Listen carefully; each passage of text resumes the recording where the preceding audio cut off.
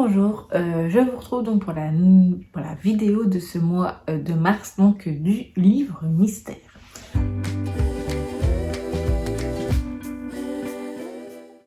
Alors là nous sommes donc le vendredi 6 mars. Voilà, je vous ai pris un peu plus tardivement pour vous parler de ma sélection parce que j'ai un petit peu hésité.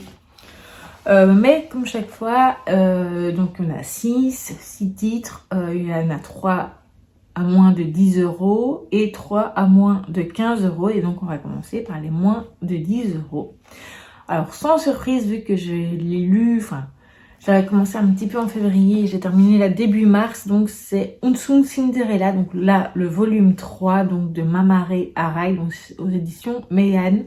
J'ai bien aimé le tome 2 et je trouve que j'ai un peu trop traîné pour lire la suite. Donc là, cette fois-ci, j'aimerais bien lire un peu plus rapidement la suite des séries. Voilà. Alors, ensuite, le deuxième, même si je n'ai pas encore vraiment commencé à lire, à relire, vu que ce sont des livres que j'ai déjà lus il y a très longtemps. Donc là, j'ai mis Martine en bateau. Donc c'est le facsimilé, donc c'est chez Casterman. Parce que j'aime bien, j'aimerais bien vraiment en avoir quelques-uns dans ma collection. Alors je pense pas que j'achèterai tout, mais j'aimerais bien acheter vraiment ceux que je lisais vraiment quand j'étais petite et que j'adorais vraiment lire et relire et re-relire. Donc voilà.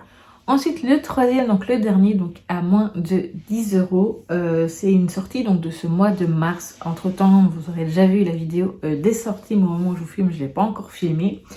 Donc il est sorti le 4 je pense, donc c'est iconique, donc Jenna Ortega, Cœur tendre et griffes noires de Catherine Keno, donc c'est chez Hugo Jeunesse, donc c'est la collection iconique que j'aime beaucoup, où j'ai déjà lu jusqu'à présent celui sur Taylor Swift et l'autre, il est juste ici, ça va être pratique, c'est celui sur Ariana Grande. Donc vous voyez, c'est ce type de livre, donc c'est assez court, mais moi j'aime vraiment bien.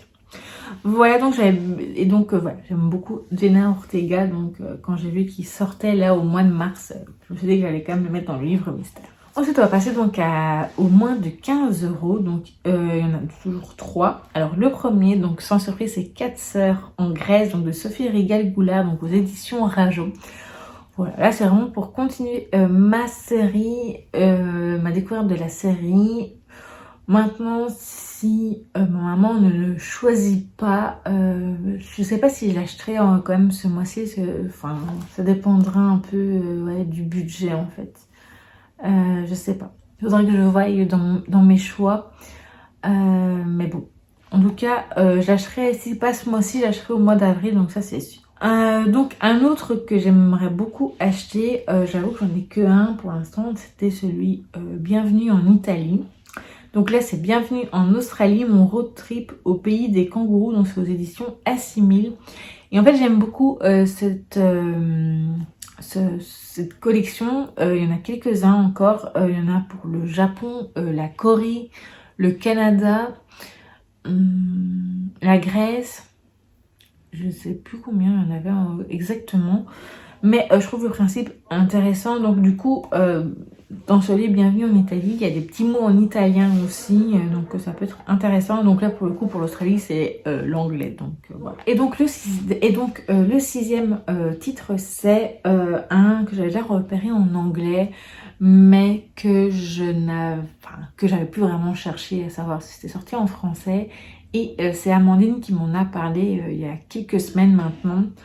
Et donc il s'agit donc de Potter et compagnie. Donc là, celui que j'ai mis, c'est celui sur Hermione, parce que Hermione c'est mon personnage préféré dans Harry Potter. Donc c'est chez Gallimard Jeunesse. Donc j'aime beaucoup les illustrations. Alors je vous avoue que j'achète moins de choses sur Harry Potter depuis quand même quelques temps maintenant. Déjà par rapport au fait que les prises de position, de parole de J.K. Rowling, voilà, c'était assez problématique, mais bon, ça fait déjà de très nombreuses années. Alors personnellement, je ne peux pas boycotter Harry Potter pour diverses raisons, notamment parce que quand je l'ai découvert, ça m'a aidé, c'était dans une période assez compliquée dans ma vie. Donc je ne peux pas boycotter voilà, autant d'années je vais dire d'amour, mais voilà, de passion pour Harry Potter, comme ça en un claquement de doigts. Voilà, moi je préfère me dire que je garde en tête la J.K. Rowling qui a sorti ces livres-là et pas la dame qu'elle est, enfin la personne qu'elle est devenue maintenant. Voilà, elle a évolué. C'est dommage. Voilà, maintenant pour moi Harry Potter c'est plus, je vis plus à travers tout ce qui est parmi nous les fans, etc. Donc voilà.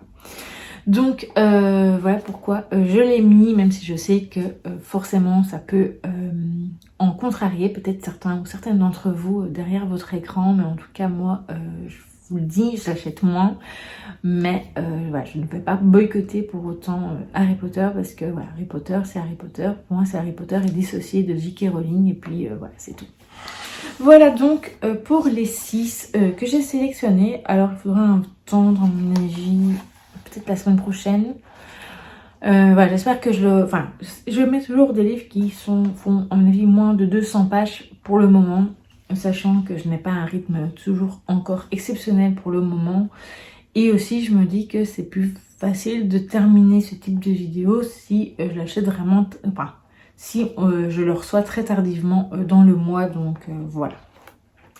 Voilà donc la petite sélection pour ce mois de mars. Voilà, donc je vous tiens au courant dès que je l'ai pour le déballage, et après on parle évidemment de la lecture, etc. Donc je vous dis à plus tard. Recoucou, donc nous sommes le samedi 21 mars et ça y est, il est là. Donc en fait j'aurais déjà dû vous filmer hier, mais j'avoue que je n'étais vraiment pas présentable, donc voilà. Donc j'ai dû attendre aujourd'hui pour l'ouvrir, donc là il n'est même pas encore midi, il est un peu avant midi, donc j'en profite pour venir l'ouvrir. Alors, donc sur les 6 que je vous ai dit, il y en a déjà au moins 3 voire 4 qu'on peut éliminer. Je pense que c'est soit un manga, soit le livre donc iconique donc de Jenna Ortega. Donc allons-y. Fin du suspense. Désolée pour les bruits d'ouverture du papier. J'essaie de me dépêcher. Pas que ce soit trop embêtant pour vous.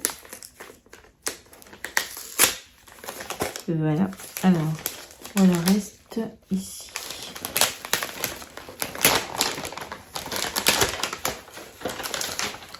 C'est bien un petit manga, donc le volume 3 donc de Unsung Cinderella, donc Midori, pharmacienne hospitalière, donc de Mamare Arai. Et je suis trop contente, donc du coup je pense que je vais les lire ce week-end, donc aujourd'hui, peut-être demain. Mais voilà, je suis très contente de pouvoir poursuivre direct assez vite la suite de Unsung Cinderella. Et donc je vous reprends plus tard, donc pour la dernière partie de cette vidéo, quand je l'aurai lu.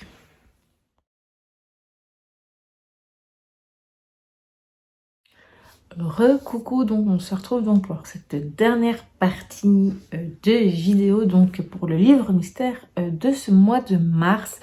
Comme vous l'avez vu donc dans la petite séquence, enfin dans le petit rush précédent, donc j'ai bien lu donc Unsung Cinderella, donc Midori, pharmacienne hospitalière, donc le volume 3 de Mamare Arai, et conseiller médical Hiromitsu Tomino.